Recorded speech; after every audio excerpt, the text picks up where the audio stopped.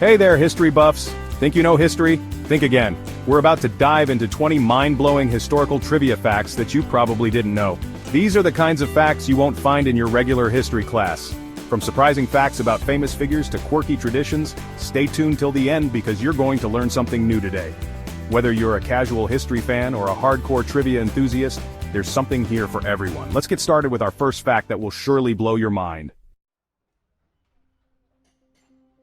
Let's start with something monumental. In ancient Rome, the first form of concrete was used to build the Pantheon. And get this, it's still standing today, nearly 2,000 years later. Roman concrete was made from volcanic ash, lime, and seawater, making it super durable. Engineers today are still studying it to understand its longevity. Imagine knowing that your work would last for thousands of years. The Pantheon in Rome, with its massive, unreinforced concrete dome, is a testament to this ancient ingenuity. The secret ingredient, volcanic ash, prevents cracks from spreading, making it far superior to many modern concretes. It's like the ancient Romans had their own secret recipe for immortality, at least in architectural terms. It's a humbling reminder of the advanced engineering that existed long before our modern era. Alright, let's move on to a famous historical figure with a not-so-famous misconception. You've probably heard Napoleon was short, right? Well, that's a myth. Napoleon Bonaparte actually stood at 5'7", which was about average height for men in his time. The misconception probably started because of the difference between French and British measurements. When the British measured Napoleon, they recorded his height as 5 feet 2 inches, but that was in French feet. In British feet he was actually around 5 feet 7 inches, which was average height for his time. This just goes to show how historical misconceptions can take on a life of their own, becoming accepted as fact even when they're not true. So if you're ever called Napoleon, it's not because of your height. It's a fascinating example of how history can be distorted over time. Here's something that'll surprise you. The Eiffel Tower was originally meant to be temporary. Yes, it was constructed for the 1889 World's Fair in Paris, and they were supposed to tear it down after just 20 years. But it was so useful for radio transmission that the city decided to keep it. And thank goodness they did. Now it's one of the world's most iconic landmarks. The tower, designed by Gustave Eiffel, was initially met with criticism from many Parisians who thought it was an eyesore. But its role in advancing communication technology saved it from demolition. Now, it stands as a beloved symbol of France and a marvel of engineering. It's a fantastic story of how something initially unpopular can become iconic.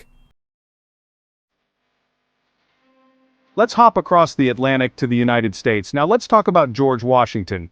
He never lived in the White House. The White House wasn't finished until the presidency of John Adams, Washington's successor. By the time it was completed, Washington had already retired to his plantation in Mount Vernon. Washington did, however, have a say in the design and construction of the White House. He oversaw the initial plans and selected the site for the residence. But despite his involvement, he never had the chance to call it home. So, when you think of the White House, remember the man who envisioned it but never lived to see it completed. In fact, he was president when the capital moved from New York to Philadelphia, so he lived there during his presidency.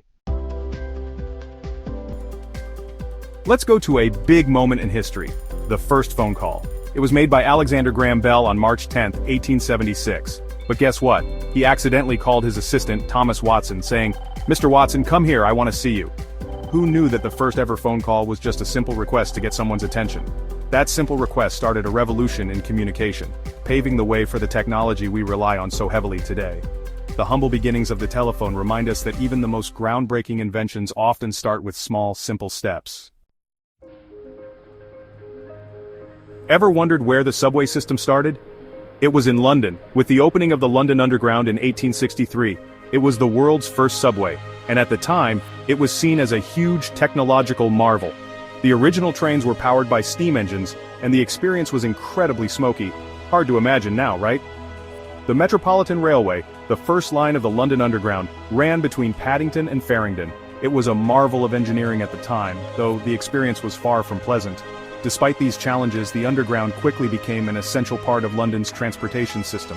Today, the London Underground is a vital lifeline for the city, transporting millions of passengers daily. The evolution of the tube is a testament to human adaptability and the relentless pursuit of progress. During World War II, Britain took extreme measures to confuse German bombers. They planted fake villages, complete with dummy buildings, to divert enemy aircraft away from real targets. These mock towns were incredibly detailed, and the Nazis were completely fooled. Talk about resourceful thinking.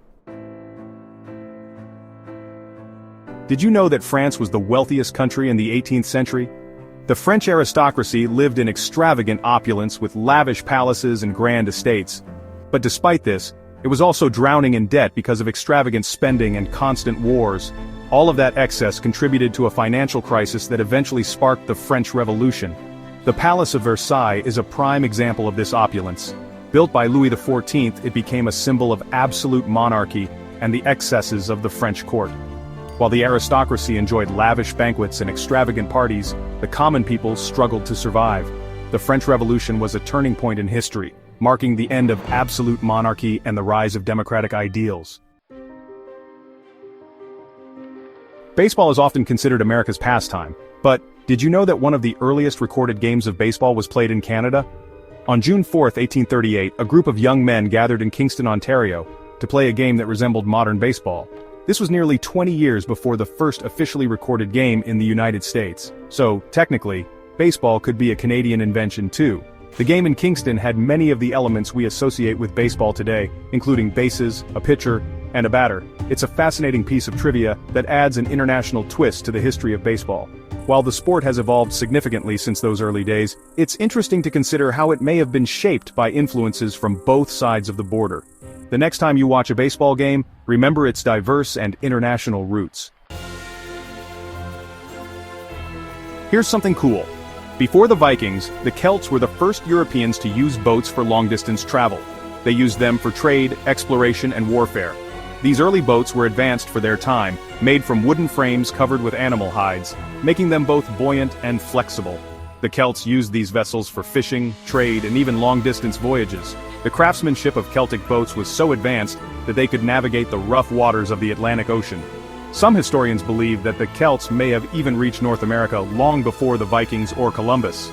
Their seafaring skills were a testament to their ingenuity and adaptability. Saunas are an integral part of Finnish culture, with a history that dates back thousands of years.